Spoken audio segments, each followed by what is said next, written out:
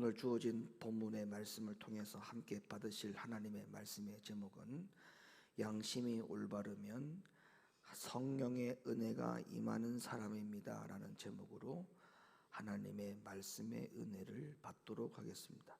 한번 제목을 따라 하겠습니다. 양심이 올바르면 성령의 은혜가 임하는 사람입니다. 아멘이십니까? 여러분, 우리가 이 땅에 태어나는 목적이 무엇인지 아십니까? 성경이 말씀하고 있기를 우리가 이 땅에 태어나는 목적에 대해서, 이 질문에 대해서 성경은 이렇게 답을 해주고 있습니다. 우리가 왜 태어나느냐, 이 땅에 태어나는 목적이 뭐냐, 그 목적에 대해서 성경은 이렇게 답을 해주고 있어요. 사도행전 17장 26절로부터 27절의 말씀을 잘 보시기를 바랍니다. 읽어주세요. 인류의 모든 족속을 한 혈통으로 만드사 온 땅에 거하게 하시고 저희의 연대를 정하시며 거주의 경계를 하나셨으니 이는 사람으로 하나님을 혹 더듬어 찾아 발견케 하려 하심이로되. 아멘. 그게 맨 마지막에 보면 이는 사람으로 하나님을 혹 더듬어 찾아 발견케 하려 하심이로다. 이 말씀을 듣고 있는 분들은 아마 다 예수님을 믿는 사람들이고 교회를 다니시는 분이시니까 이 예배를 함께 참여하고 하나님 앞에 드리고 말씀을 들어서 여러분들은 알고 계시겠지만, 정말 안타까운 사실은 이 시간에도 하나님을 찾지 않는 사람들이 너무 많다는 겁니다. 근데 성경에서 하나님은 뭐라고 말씀하고 있느냐 하면, 이 온 우주를 만드신 하나님, 그리고 사람을 만드신 그 창조주 하나님이 말씀하시기를 모든 인생은 하나님을 더듬어 찾아 발견하게 되어야 한다, 이렇게 말씀해주고 있거든요. 그러니까 하나님을 모르고 예수님을 모르고 살아가는 것이 너무나 안타까운 겁니다. 그 인생을 만드신 하나님이 말씀하기를 이 땅에 태어난 인생은 하나님을 더듬어서라도 찾아서 발견해야 되는 것이 그것이 인생이다라고 하나님이 말씀하고 있는 것을 볼 때, 모든 이 땅의 사람들은 하나님을 찾아 더듬어 발견을 해야 할 의무를 가지고 이 땅에 태어난 것입니다. 그런데 참 감사한 것은 저와 여러분들은 하나님을 더듬어 찾아 발견을 했다는 것이죠. 그리고 오늘 이 시간까지 왔다는 것이죠. 그 찾은 하나님을 절대 잃어버리지 않기를 예수님의 이름으로 간절히 축원을 드립니다.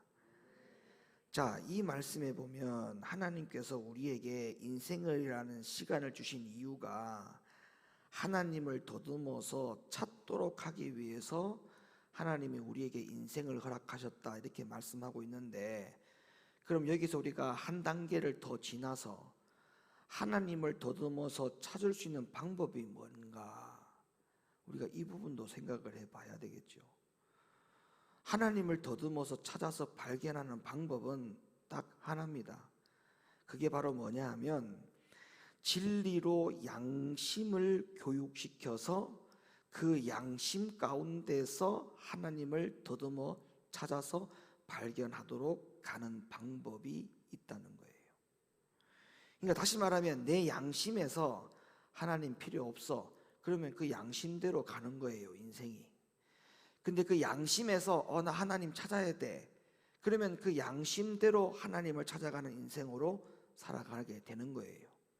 그러면 내 양심에서 하나님을 찾느냐 찾지 않느냐라고 하는 그 판단을 해주는 그 기능을 하고 있다는 거예요, 이 양심이. 그러니까 사람의 양심은 굉장히 중요한 거예요. 이 세상에 예수를 믿든 안 믿든 사람들이 하는 말들 가운데 그런 말이 있어요. 아, 저 사람 양심에 뿔이 났다. 참 양심도 없는 사람이네. 이런 말들을 써요. 근데 그런 말들 속에 양심에 뿔이 났다. 아, 저 사람 양심이 참 고약하네. 이런 말들은 그 사람 자체를 평가하는 거거든요. 그 사람의 일부를 평가하는 게 아니에요. 자, 저 사람 양심에 뿔이 났다. 저 사람 양심이 참 고약하네. 그러면 그 사람의 인격 전체를 통틀어서 설명하고 있고 인격 전체를 통틀어서 평가를 하고 있을 만큼 사람의 양심이라고 하는 것은 굉장히 중요한 것입니다. 어떻게 보면 그 사람의 생명과 또 같은 존재입니다. 양심이 있고 없고의 차이가 그 사람의 전체를 평가하는 것이기 때문에 그런 거예요.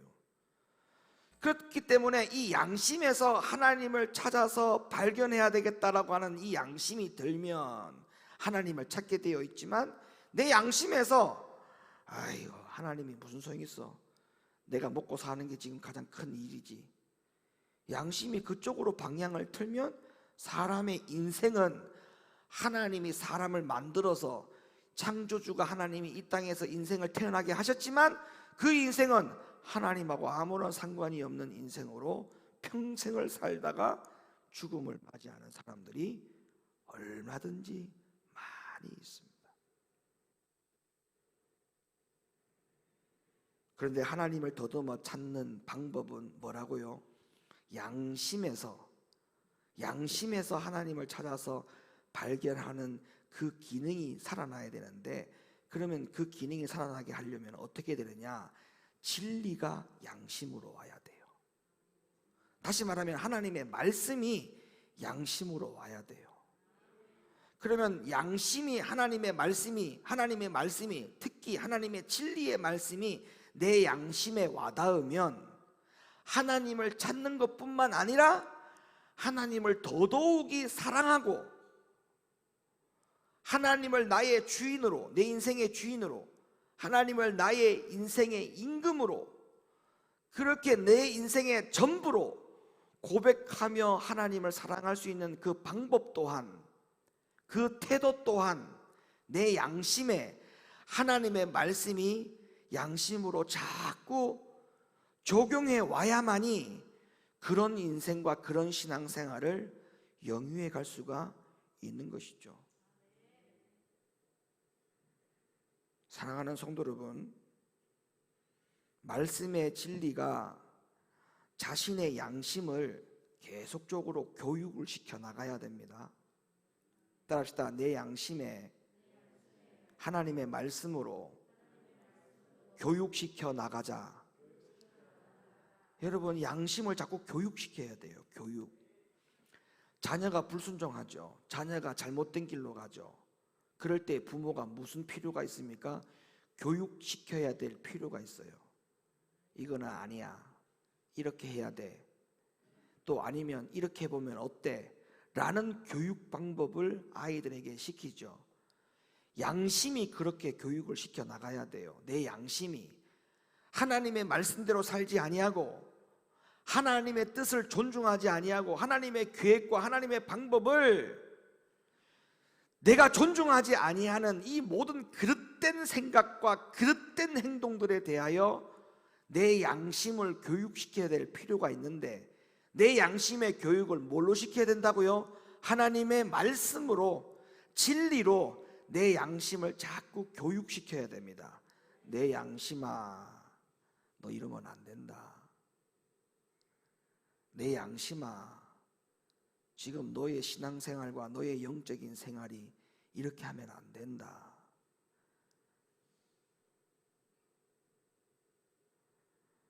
여러분, 진리가 성경책에만 써 있으면 아무 역할을 못합니다. 그 진리는 무용지물이에요.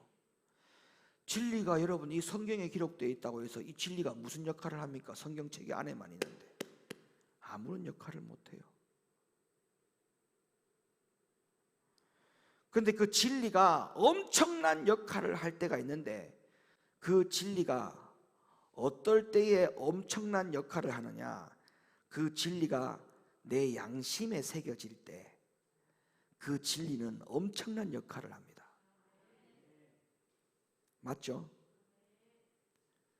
교회 일에 솔선수범하고 충성하고 예배드리고 기도 생활합니까? 그게 엄청난 역할을 하는 거거든요.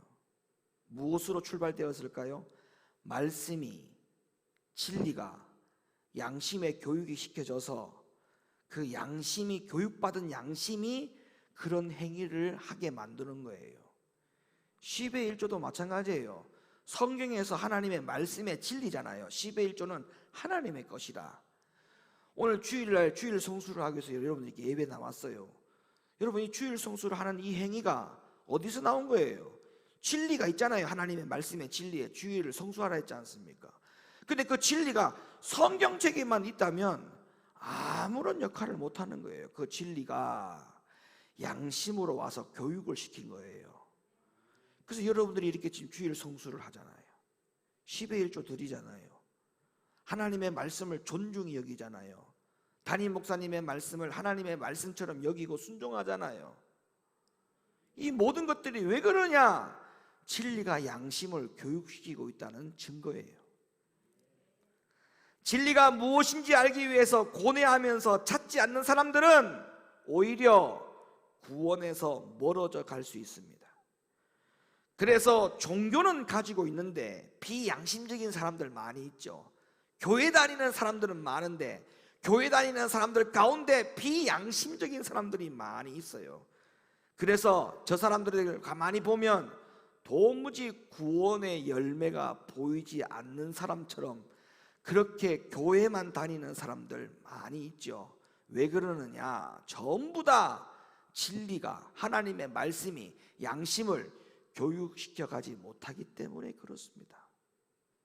교회는 나오는데 하나님의 진리의 말씀이 성경책에 있는 것만 눈으로 봤을 뿐 그 진리의 말씀이 양심에 새겨진 적이 없어요. 오늘도 이 말씀을 들으면서 여러분의 양심에 그 말씀이 새겨져야 됩니다. 여러분의 양심에 다 새겨져야 됩니다. 2층 할렐루야. 양심이 새겨져야 돼요.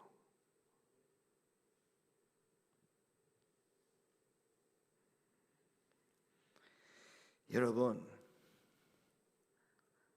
하나님이 3등입니다. 하나님이 몇 등이라고요? 3등이에요. 그런 말 들어보셨어요? 하나님이 3등이래요. 3등. 왜 고개를 자꾸 흔들어요? 맞으면서 자꾸. 양심에 뿔이 났네. 인정 안 하는 거 보니까.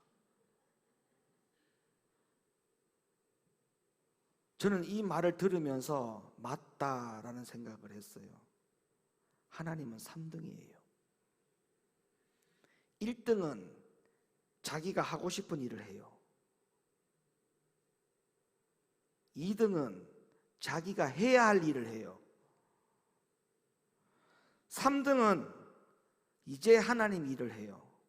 무슨 말을 하고 싶으냐면 본인이 하고 싶은 일을 다 하고 또 해야 될 일들 다 하고 그 이후에 시간적인 여유가 나면 하나님 일을 해요. 그래서 하나님은 언제나 나에게 있어서 3등.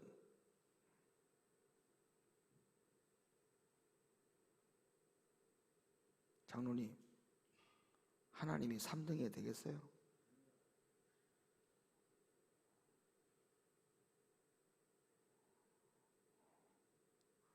이 순서, 이 순위가 바뀌는 것도 양심이 교육이 안 돼서 그래요.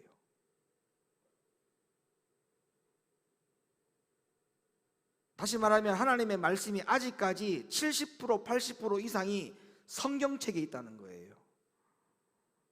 책에 있다는 거예요. 책에, 진리가 70%가 책에 있는 70%가 내 양심에만 와서 교육을 시켜준다 하더라도 하나님의 순위는 바뀝니다.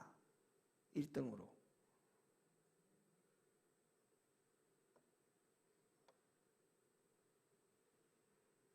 저는 우리 높은교회 성도님들이 어느 교회의 어떤 성도들하고도 비교가 안 되기를 바랍니다. 양심이 항상 교육되어서 하나님의 1등이 되었으면 좋겠어요.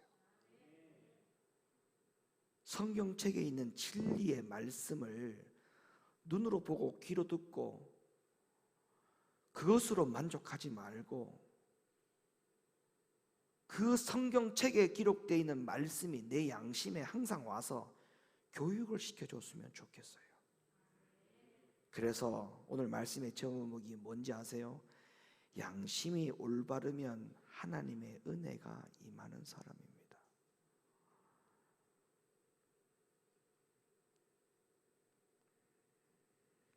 하나님의 말씀과 계명을 1등으로 앞장 세우고 따라가는 사람이 참된 그리스도인이고 하나님의 참된 자녀입니다.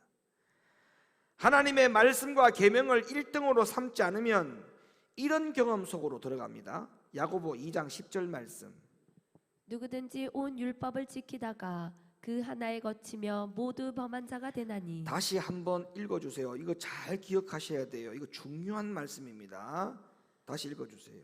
누구든지 온 율법을 지키다가 그 하나에 거치면 모두 범한 자가 되나니. 자, 하나님의 말씀과 계명을 1등으로 삼지 않으면 어떤 사람이 된다고 말씀하고 있냐면 계명 하나를 범하면 모든 것을 다 범한 것이다 이렇게 라고 말씀하고 있잖아요. 성경이. 이게 뭔 말이냐면 계명 하나를 범하면 나머지 모든 계명을 범한 사람이 된다. 여러분 제가 한번 질문해 볼게요.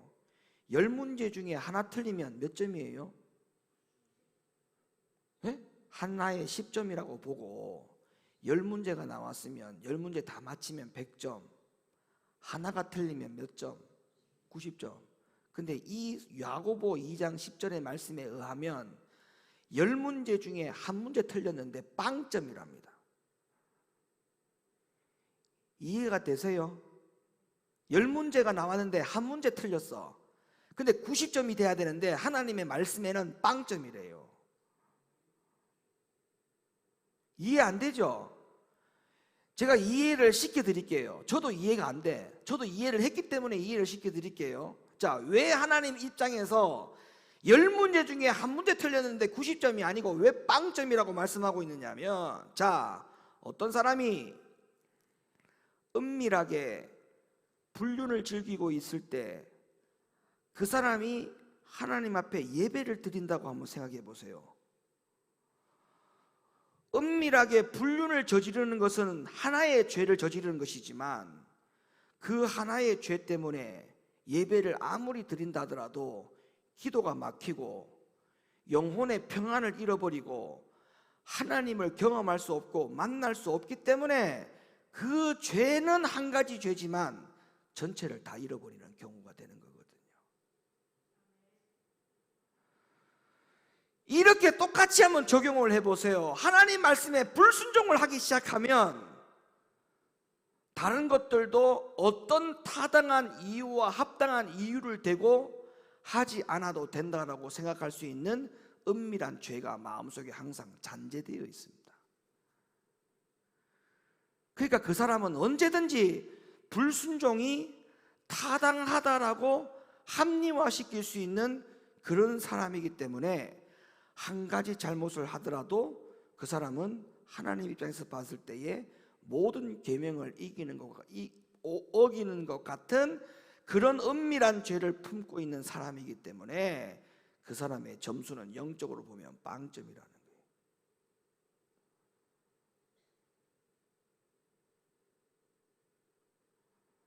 그러니까 양심을 잘 단속시켜야 됩니다. 예? 하나님이 이거 싫어한다, 하나님이 분명히 이거 하지 말라 했다, 그러면 당장 끊어야 돼요. 당장 스톱시켜요. 당장. 그런데 그 한 가지를 못하고 9가지를 잘하고 있기 때문에 나는 하나님 앞에 점수가 그래도 90점이야 무슨 소리 하세요? 빵점이에요. 그 사람 구원 잃어버려요.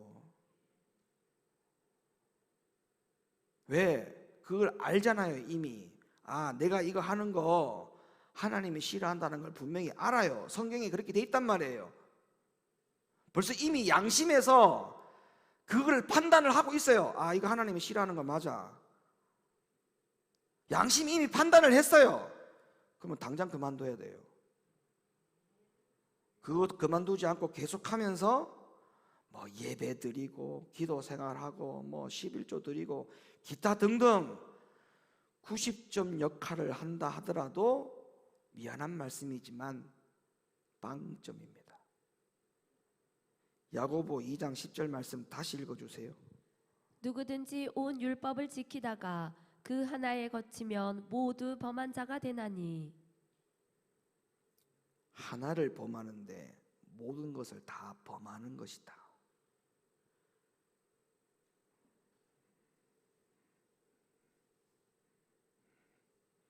오늘날 현대 기독교회가 갖고 있는 가장 치명적인 문제가 그리스도인의 양심을 진리로 교육시키지 못하는 것이 가장 치명적인 문제입니다. 그래서 어떤 그리스도인들은요, 심지어 죄를 짓고 있으면서도 그것이 죄인지를 모릅니다. 왜냐하면 진리의 말씀으로 양심을 교육시키고 그 양심이 승화되지 않기 때문에, 그 양심이 성장하지 않았기 때문에 죄를 지어도 죄인 줄을 몰라요.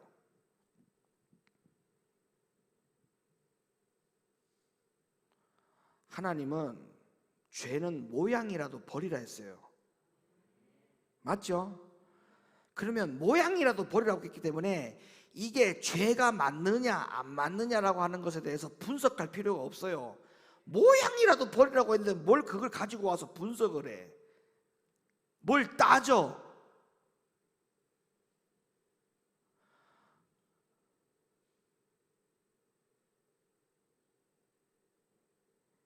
십자가에서 계명이 폐해졌기 때문에 십자가에서 예수님이 모든 계명을 다 순종하고 이루셨기 때문에 우리는 그 계명을 다 지키지 않아도 예수님이 십자가에서 다 이루셨기 때문에 우리는 조금 불순종해도 괜찮아, 구원받을 수 있어. 이게 전부 다 어디서 나온 거냐?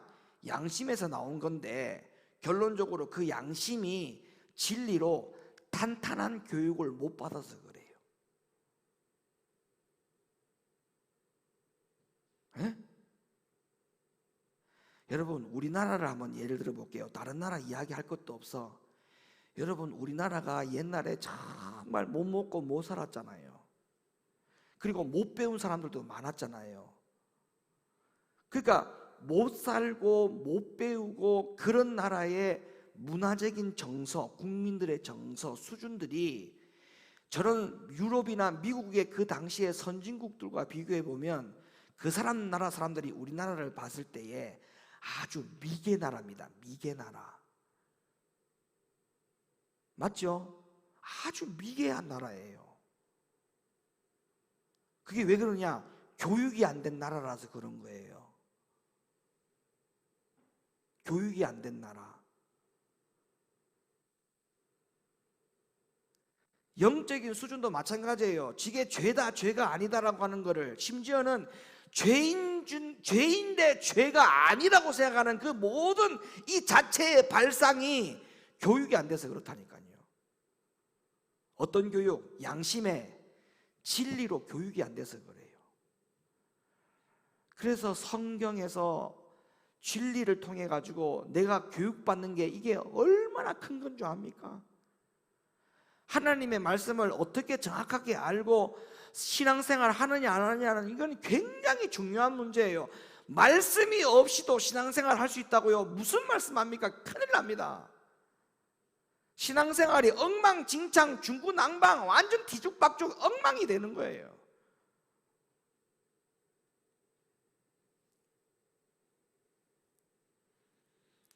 우리 사랑하는 높은대교 성도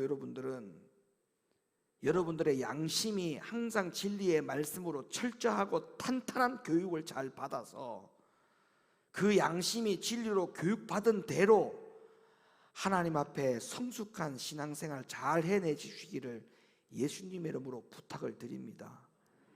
그러면 이 양심이 진리의 교육을 자꾸 받지 아니하면 어떤 문제가 생기느냐? 그래서 결국에는 그 사람이 정욕대로 육신대로 살아가게 되는 거예요. 다시 다 정욕대로, 육신대로. 양심이 진리로 탄탄한 교육을 받지 아니하면 결국에는 그 사람이 어떤 꼴이 나느냐 하면 육신적, 정욕적인 사람으로 살아가게 돼요. 자, 이해를 돕기 위해서 제가 말씀을 드려볼게요. 죄를 범한 아담과 하와가 가장 먼저 느낀 태도가 바로 뭐냐? 양심에서 나온 것이 뭐냐 하면 두려움이었어요. 두려움. 아담과 하와가 하나님의 죄를 범한 후에 가장 먼저 양심에서 나온 반응이 뭐냐면 두려움이었어요. 두려움. 창세기 3장 9절로부터 10절 말씀. 여호와 하나님이 아담을 부르시며 그에게 이르시되 네가 어디 있느냐 가로되 내가 동산에서 하나님의 소리를 듣고 내가 벗었으므로 두려워하여 숨었나이다. 그러니까 양심의 가책을 느낀 거예요. 한마디로 양심에서 가책을 느낀 거예요. 그러니까 그 양심에서 어떤 태도가 나오느냐 하면 두려움이라는 태도가 나온 거예요. 죄를 범한 사람이 두려움과 양심의 가책을 느끼는 것에 대해서는 이게 바로 하나님의 은혜예요. 은혜. 죄를 죄로 알고 살아가는 이조차 양심이 그렇게 판단하고 있다면 그 사람은 하나님의 은혜가 임하고 있는 사람이에요. 그러니까 죄를 죄로 알고 죄를 깨닫고 하나님 앞에 용서를 구하고 잘못했어요 라고 말하는 사람에게 야단칠 필요는 없어요. 저주할 필요 없어요. 왜? 그 사람 자체가 지금 이미 하나님의 은혜가 임하고 있는 사람이에요. 그런데 양심의 가책, 양심의 느낌이 전혀 발동되지 아니하고 잘못을 했음에도 잘못한지를 모르고 죄임에도 불구하고 죄라고 인정하지 아니하고 회개하지 아니하고 돌이킬 마음이 없고 깨달을 생각이 전혀 없으니 가룟 유다와 같은 인생을 사는 거지요. 회개할 기회를 다 놓쳐버렸어요. 그런 사람들에게는 성경에 어디에도 하나님의 은혜가 임하여 그들에게 두 번 다시 기회를 줬다는 성경 구절이 단 한 구절도 없어요. 양심에서 죄를 판단했을 때, 깨달았을 때 철저하게 회개하고 돌이키려고 몸부림을 쳤을 때 하나님은 그들에게 구원을 뺏어가지 않았지, 양심에서 죄를 죄로 인정하지 아니하는 사람들에게는 모두 다 하나님이 구원을 다 뺏어갔어요. 구원을 뺏어갔어요. 그러니 이 말씀을 듣는 여러분들 지금 이 순간에 한번 판단해 보세요. 내 양심에서 하나님이 이거 하지 말라고 했는데 이거 하면 안 되는데 그럼에도 불구하고 그걸 지금 계속하고 있는 부분이 있다? 구원을 뺏어가요.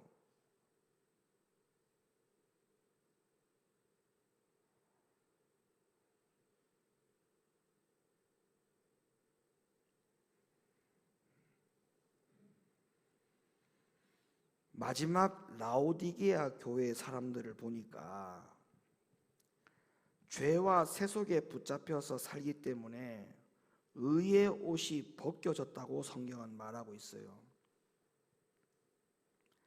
근데 성경에서 뭐라고 말씀하고 있냐면 자신들이 벌거벗고 있는데도 불구하고 벌거벗고 있는지를 모르고 살아간다고 했어요.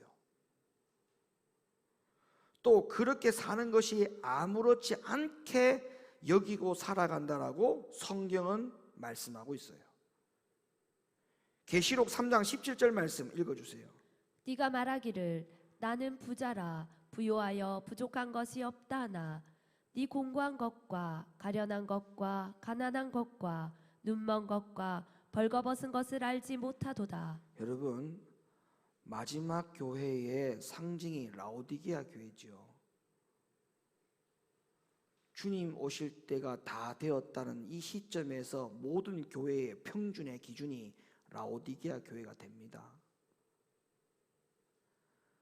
우리 교회는 절대 이 마지막 상징적인 라오디게아 교회의 모습으로 닮아가지 않기를 예수님의 이름으로 축원합니다.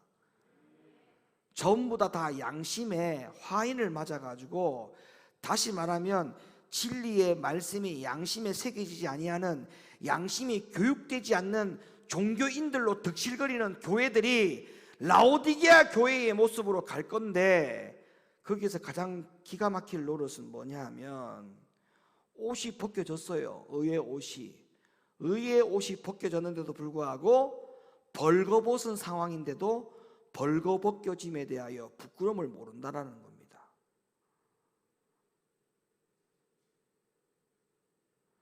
이거는 완전히 그냥 양심의 화인을 맞아가지고 양심의 고장이 난 것뿐만 아니라 영적으로 판단이 흐려지는 영적 정신 상태도 다 맛이 가버리는 거예요. 네. 정신 나갔어요.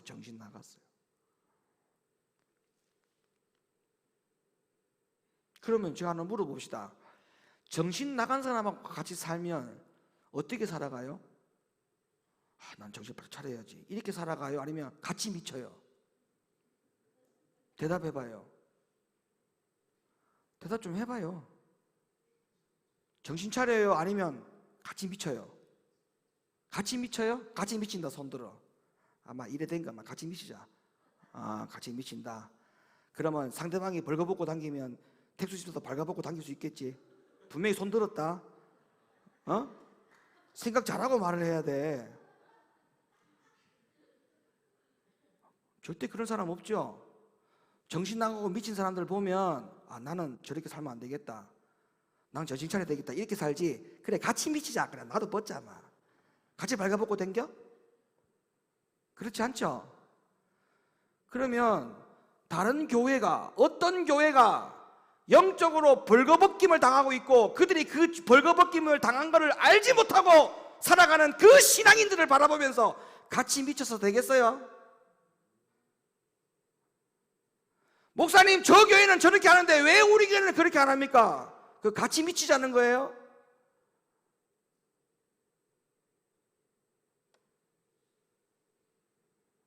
그런 말 하지 마. 그런 말 하면 안 돼요. 그런 말 하면 안 돼. 에? 성경이 분명히 말하지 않습니까? 마지막 교회의 상징은 라오디게아 교회입니다. 모든 교회가 다 라오디게아 교회로 갑니다. 지금 보세요. 미국, 유럽의 교회들은 이미 라오디게아 교회로 갔어요. 교회가 교회다운 교회가 어디 있습니까? 지금 미국 사회 교회 가운데 유럽 교회들 중에 전부 다 종교적인 교회가 되지 않았습니까? 지금 전 세계적으로 구원의 유일한 희망이 이 한국이에요. 한국. 예? 일본 나라의 교회가 그게 무슨 교회입니까? 일본 나라에. 물론 거기에는 순교적인 교회도 있어요. 제가 말하는 거는 보편적인 것을 이야기하는 거예요.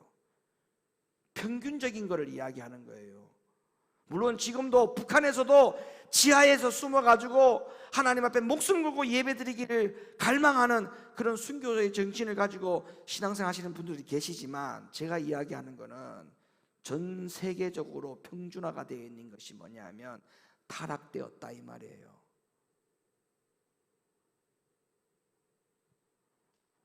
제가 옛날에 전도사 시절 때 부산에 만덕터널 넘어가는 거기 오른쪽 편에 보면 지금도 그 병원이 있습니다만 대남정신병원이 있어요. 부산에서 아주 크고 경남권에서도 굉장히 큰 정신병원으로 알려져 있어요. 제가 그 정신병원을 8년 동안 7년 동안 그 병원에서 가서 말씀 전하고 간식 나눠주고 그 선교를 했거든요.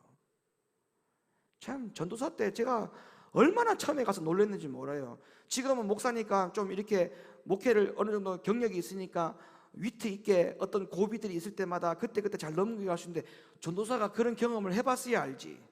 말씀 전하는데 여자들이 발가벗는 거야. 말씀 전하는데 앞에서 샤워실에서 뛰쳐나와가지고 막 뺑글뺑글 돌아요. 예배 드리는데 한 150명 앉아있는데 한번 생각해봐. 발가벗고 샤워실에 나왔다가 오빠야 하고 또 다시 들어가고, 발가벗고 내보고 오빠야 왔어 하고 다시 들어가고. 여러분 그때 만약에 내가 같이 미쳐야지라고 한번 생각해봐.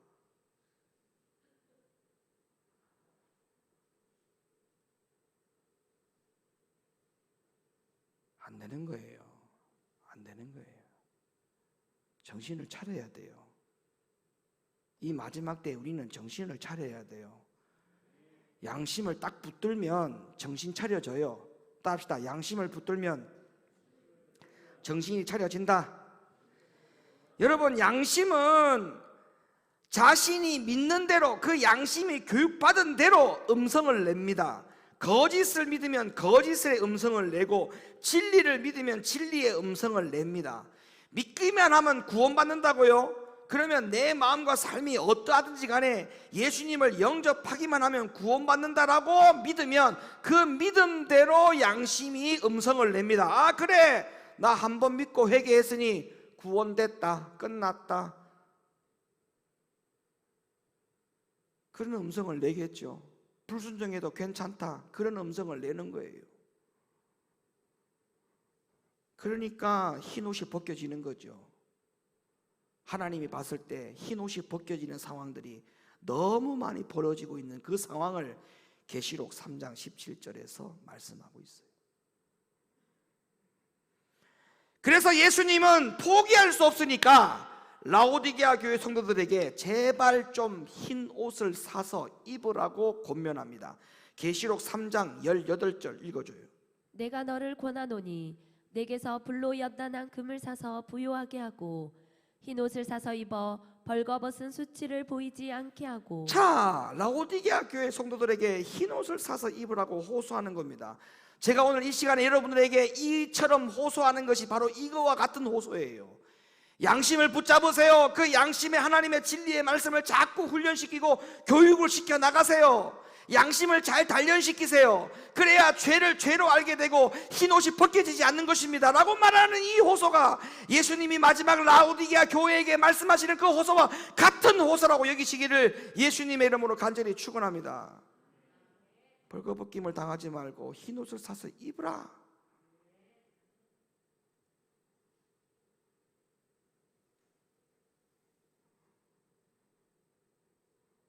오늘날 많은 사람들이 성령께서 주시는 양심의 가책을 부정하는 사람들이 너무 많습니다.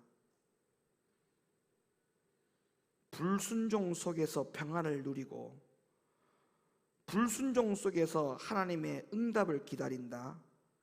이거는 있을 수 없는 일입니다. 아니, 불가능한 겁니다. 처음부터.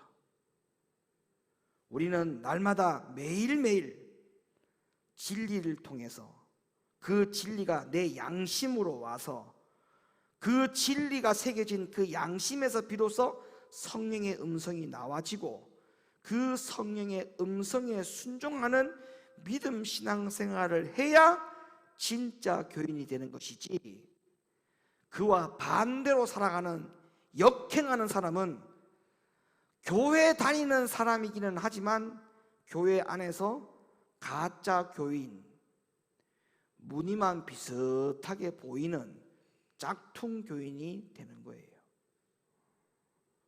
바울도 보세요. 바울이 예수님을 만나기 이전에 들었던 양심의 음성과 이후에 들었던 양심의 음성은 전혀 달랐습니다. 예수님을 만나기 이전에 바울의 양심은 바울이 뭐라고 했어요? 예수와 제자들을 핍박하라고 했어요. 그리고 심지어 잡히는 대로 다 죽이라고 했어요. 근데 이런 양심을 가진 바울이 예수님을 진정으로 만난 이후에 그 양심이 바뀌어졌어요. 양심이 교육이 되어서 변화가 되었어요. 양심이 교육이 되고 변화가 된 바울의 음성이, 양심에서 어떤 음성이 나오느냐? 내 온몸과 목숨을 다해서 주 예수를 위해서 내가 죽겠다, 이런 음성으로 바뀌어졌어요. 주를 위해서 죽겠다. 우리에게도 이런 음성이 우리 양심에서 호소될 수 있기를 예수님의 이름으로 간절히 축원합니다. 그래서 하나님은 내 양심상 몇 등이 나와야 된다고요? 1등. 하고 싶은 거 하는 게 1등. 그 다음에 하나님 일이 좀 2등이라도 됐으면 좋겠는데 그 다음에는 또 자기가 해야 될 일이 있답니다. 그래서 2등, 시간과 여유가 남으니 하는 거 3등.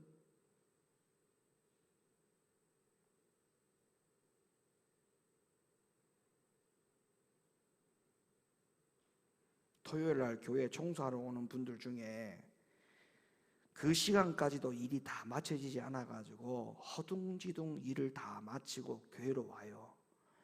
교회로 오면 자기 분담 맡은 그 구역을 청소하기 위해서 허둥지둥 오면서 그래요. 카톡에다가 보내잖아요. 제가 지금 가고 있으니까 그 구역에는 손대지 말고 가만히 놔두세요. 그리고 와서 이렇게 하는 거 보면 손톱까지도 다 새까매. 자기가 하던 일을 손을 놓고 바로 와가지고 청소하는 모습을 보면 손이 다 새까매.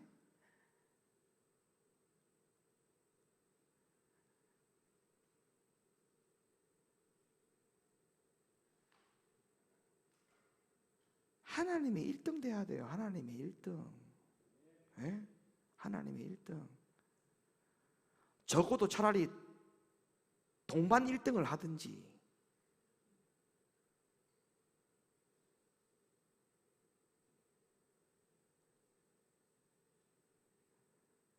제발 이 양심의 교육이 돼야 돼요. 양심의 교육이 돼야 돼요. 양심의 교육. 여러분, 교육이 얼마나 중요한지 압니까? 가정에도 교육, 교회도 교육, 국가도 교육. 이 교육이라는 게 너무너무 중요한 거예요. 네, 너무너무 중요한 거예요. 우리 교회가 교육 중에 제일 잘 되는 교육이 뭐냐 하면 인사교육. 우리 교회 처음 온 사람들 다 놀래 자빠지는 게 다 똑같은 거예요. 목사님, 이 교회는 왜 이렇게 인사를 잘합니까? 특히 젊은 아이들이 왜 이렇게 인사 잘해요? 어린애들이 왜 이렇게 인사 잘해요? 학생들이 왜 이렇게 인사 잘해요? 철저하게 교육을 시켰거든. 개척할 때부터. 인사하고 그냥 지나가. 그럼 불러, 일부러. 스톱, 뒤로 돌아. 인사. 그러면 또 다른 데 갔다가 또 다시 와.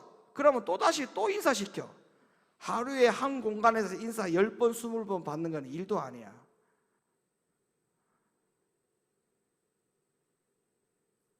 근데 어떤 교회 가보세요. 인사 안 합니다. 어른이 와도 앉아있지. 그냥 쳐다보고 말아. 그게 왜 그러냐면 교육이 안 돼서 그래. 교육이. 신앙의 영적인 상태도 다 마찬가지예요. 영적인 수준, 영적인 질, 구원의 어떤 확립성, 이런 모든 것들이 다 어디서 오느냐? 양심에서 와요. 양심이 교육이 돼야 돼. 교육이. 시간마다 하나님의 말씀을 듣는 그 말씀들이 여러분의 모든 양심이 다 교육이 되는 하나님의 말씀으로 새겨질 수 있기를 예수님의 이름으로 간절히 축원을 드립니다. 하나님의 말씀과 잃지 않는 양심은 선한 양심이 아닌데 그 이유는 의의 음성을 낼 수 없기 때문입니다. 나는 하늘을 우러러 한 점 부끄러움이 없다는 말을 하지요. 양심이 진리로 교육받아서 나침반처럼 정확한 음성을 낼 수 있을 때에만 이 말을 할 수 있는 말이에요. 아무리 선해 보이는 사람이라 할지라도 양심이 진리로 교육받고 회개하여 거듭나지 않으면 의로운 음성을 낼 수가 없습니다. 겉으로 보기에는 착하고 도덕적이라 할지라도 그것으로 천국에 가는 것이 절대 아니기 때문에 그래요. 사탄은 이런 사람의 마음에 아주 쉽게 들어갑니다.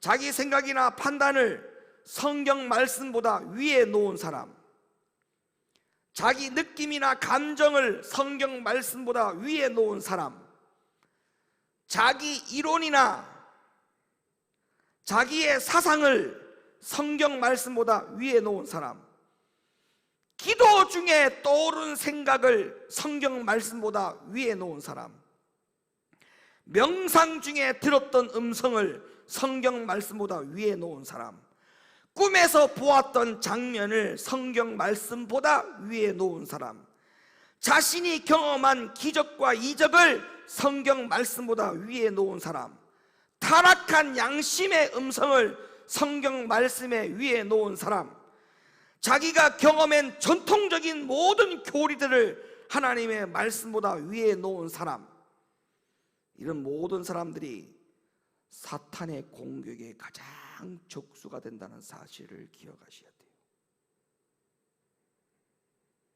제가 여러분들께 마지막으로 묻겠습니다. 여러분들은 무엇을 들으셨습니까? 무엇을 보셨습니까?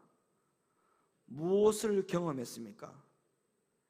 여러분께서 보고 듣고 경험한 것이 하늘로부터 내려온 것인지 성경 말씀을 통해서 빨리 꼭 다시 반드시 확인을 하시기를 바랍니다. 왜냐? 지금은 미혹의 시대이기 때문에 그렇습니다.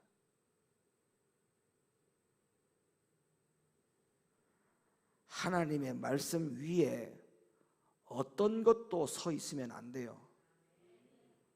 모든 것은 하나님의 말씀 아래로 내려와야 돼요. 그렇게 하지 않으면 지금은 미혹의 시대이기 때문에 자칫하면 그거에 넘어져서 미혹으로 가요.